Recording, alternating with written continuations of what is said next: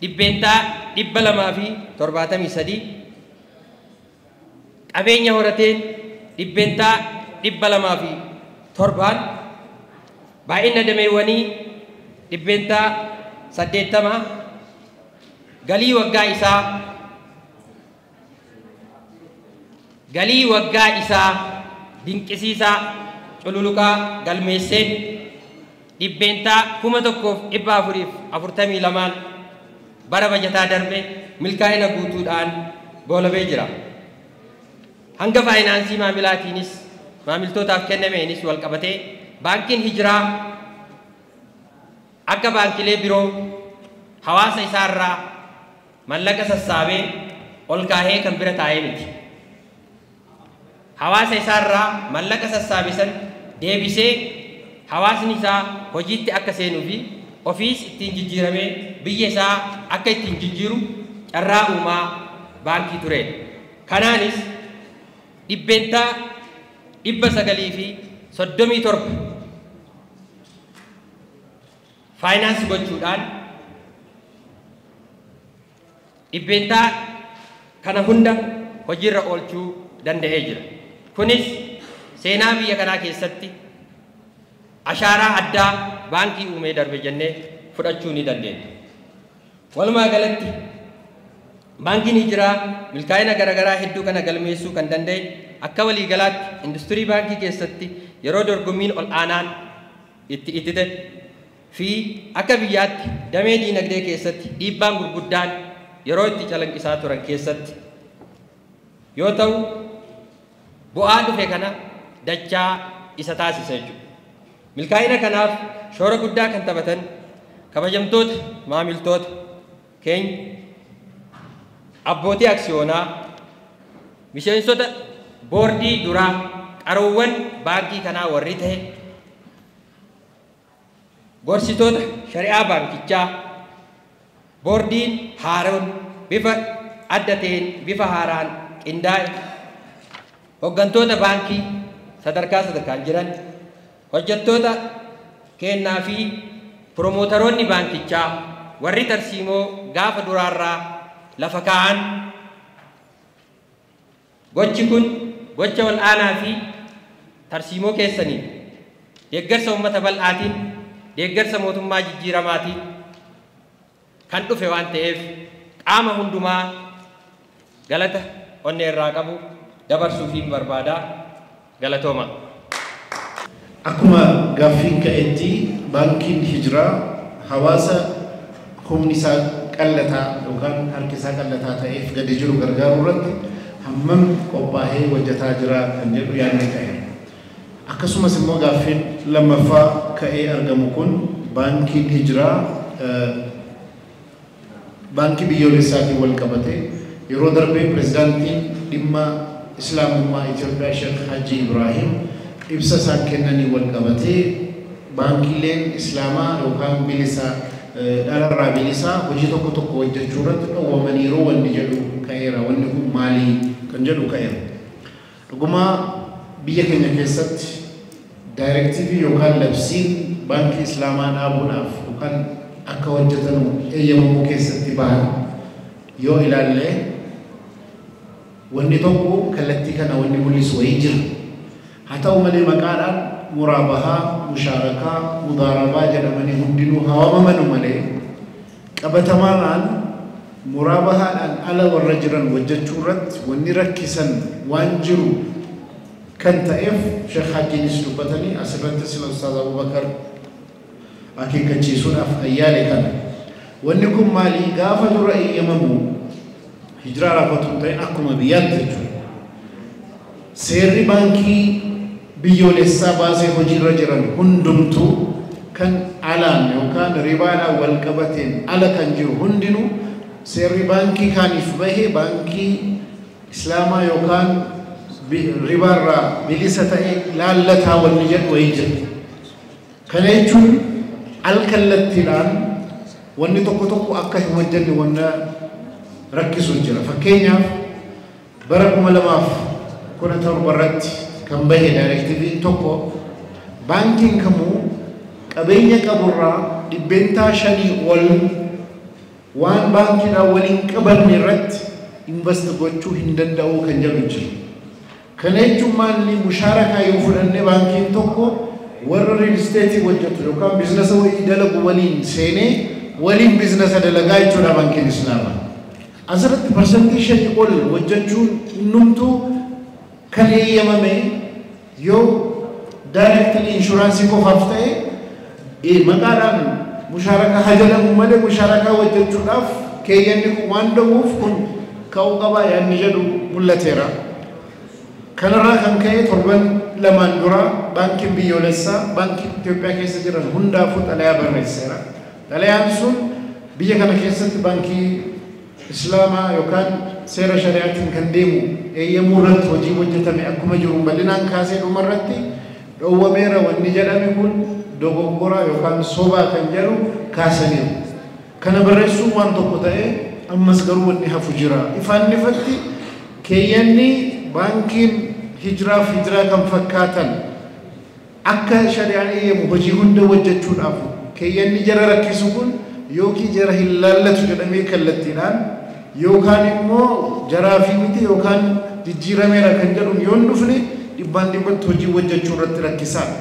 Inni lammaffaa asirratti ka'e immoo baankiin hijiraa waggaa darbe kasaareeraa kan jedhu oduu adda addaa irratti dubbatameera. Eessaa dhufe maal inni wanni kunii kan jedhu ga'e. Akka biizinasa tokkootti baankiin tokko gaafa hojii jalqabu akkuma nama dukkaana yookaan suuqii banatu tokkotti guyyaa dura hojii jalqaban maallaqa baasuun investimentii. Investimentiin kun maal inni mana kireeffachuudha, meeshaa bituudha, waan meeshaa irra ga'an bituudha, miizaana adda addaa bituudha, wanni bitamu hedduudha. Al tokkotti galiin hin dhufu gara fuulduraa nan fidaa jedhamee hedduun invest godhama. Haala kanarraan kan ka'e gaafa baankiin hijiraas hojii jalqabu biraanchii yookaan damee 40 banee waggaa tokkotti. Damee tokko banuudhaaf qarshii miliyoona 10 hamma miliyoona 15 barbaada. Kun hundinuu 40 baname jechuun yoo bijate miliyoona 400 invest godheera. Yoommoo 15 jennee miliyoona 600 invest godheera. Kana qofaa miti konkolaataa 50tti dhiyaatu bibbiteera. Kompiitara hedduu biteera, maatiriyaala hedduu biteera, gamoo of danda'e biteera. Kun hundinuu baasee. Baatii 6 haala kanaan baankiin hijiraa eega hojii hojjeteen booda baatii 7ffaa irratti faayinaansii namaa kennuu eegale. Yeroo eegalu sanarratti baatii 3ffaa irratti juun 13 dhufe riippoortii galchuun dirqama. Riippoortiin gaafa galu hammana baaseera, hammana bu'aa argadheera gaafa dhufu wanni bahee hedduudha. Maaliif? Waggaa dhufu nan deebisa gara fuulduraa bu'aan argadha jechuudhaan invest waan godhamee jiruuf wanni akka kanaa kun directly ala sana hin dhufu. Kanaaf fakkeenyaaf hijiraa baankiin baankii biyya keenya keessa jiran irra caalaa yeroo awwal irraa hojii jalqabu yeroo duraatiif baankii kana dhaabuudhaaf 5% service charge uummanni hundi kafaleera. Anis akka nama baankii warra dhaaban keessaa tokkotti wanni kun baankii naamusaan hojii hojjetee mul'isu kan uummataa ta'ee argamuudhaaf baasiin bahu hundinuu of eeggannoodhaan bahuu qaba jedhamee maallaqni irra guddaansa akka deebi'u godhamee maallaqa sanarratti kaapitaala baankii irraa waatti dabalame yeroo duraatiif baankiin siistama isaa daataabeesii isaa guutuu inistaal gamoo ofii keessatti godhee malee akka baankii kiraa keessatti tun godhin hojii jalqabu. Yeroo kana jalqabu fakkeenyaaf yeroo sana qarshii miliyoona 135 kan bitame gamoon har'a miliyoona 550 gurguramuu danda'a. Konkolaataa hedduu biteera, baasii hedduu baaseera. Haa ta'u malee haala audit riippoortii irratti haala kisaaraa fakkaatee waan dhiyaateef malee haqiqatti bara darbe sin kasaarre bara namoo irra caalaa milkaa'eera. Haa ta'u malee galiif baasiin hammamii garaagarummaan jedhame yoo ilaalame akka qabeenyaatti gamoon jira, akka qabeenyaatti konkolaataa hedduun jira, akka qabeenyaatti sooftiweerii Itoophiyaa keessatti awwala yeroo duraati baankiin kamuu hin qabne baankiin hijiraa itti gaafatamummaa fudhate biyya kanas barsiisuu qabna. Dhibbaan dhibba baankii shari'aadhaan deemu eega jedhetti waan kana keessa waan shubhaa qabu keessa hin seenu jedhee maallaqa hedduu invest gochuudhaan bita. Kana hundatu walumaan laalamuu qabaa kan jedhu dabalee dhumarratti baankiin gara fuulduraa karoora adda addaa qaba. Keessattuu barana karoora adda addaa qaba. Karoora baankiin qabu sana keessaa tokko namoonni maallaqa baankii hijiraa bira kaawwatan yeroo mudaarabaadhaan kaawwatan maallaqni jara haa xiqqaatu haa guddatu waan baankiin irraa bu'aa argatu irraa jarris argachuu qabu kan jedhuun hojii bara jalqaba itti aansee immoo namoota harka qalleeyyii adda addaatiin akkamiin faayinaansi jaras godhee hojii hojjechiisaa kan jedhus waan barana ibsaman keessaatti hammana jedhee kana fejaraafan dabarsaa galatooma. Media hojii just waan qabnu maali waan juu gaafatamee ture media hojii akka strateejii keenyatti keenye meediyaan partnerii guddaa keenya jenneeti keenye jirra meediyaan sanii hojii qunnamnee amata dabrigaa kisaaraa hojii qunnamee waan takka dalagaa turre biiroo keessa jechuu haa takka osoo hin qabaanne meediyaa dhufuun sirrii miti dalaynee agarsiifna jennee san dalagaa turre amma akka carraatti gaa success amma agarsiifne kana isiniif ibsuuf meediyaa kana isin amnee jirra amma booda garuu yoo qaawwii jiraate isin wajji san qaawwa san wanni gooneeti hojii deemna waan juu akka qabattan wanni goona garuu akka bijataatti meediyaa hojii dalagaa guddaa dalagaa jirra hijraa akkuma beeytanitti bakkayyuu jira sammuu namaa keessa hijraan bakka hin jirre hin jiru jeetiin yaada sun dalagaa isinirratti dalaynee bu'aa kana fidee jenneeti yaadne jechuudha. Inni lammataa sheer gurguraa jirtanii waan jiru amata lama dura biliyoona 6 akka gurguramu murtaawee biliyoona 6 san gurguraa amma eegallee jirra fedhiin yoo jiraate fedhii san guutuu dandeenya isa ammaa booda garuu isinii wajji meediyaa irra baanee akkamii gurgurra irra xiqqaan ka gurgurru hangamii waan jiru ibsineeti san isin wajji deemna jechuudha amma garuu gurguraa jirra waan jiru akka naa qabdaniin barbaada inni sadeessaa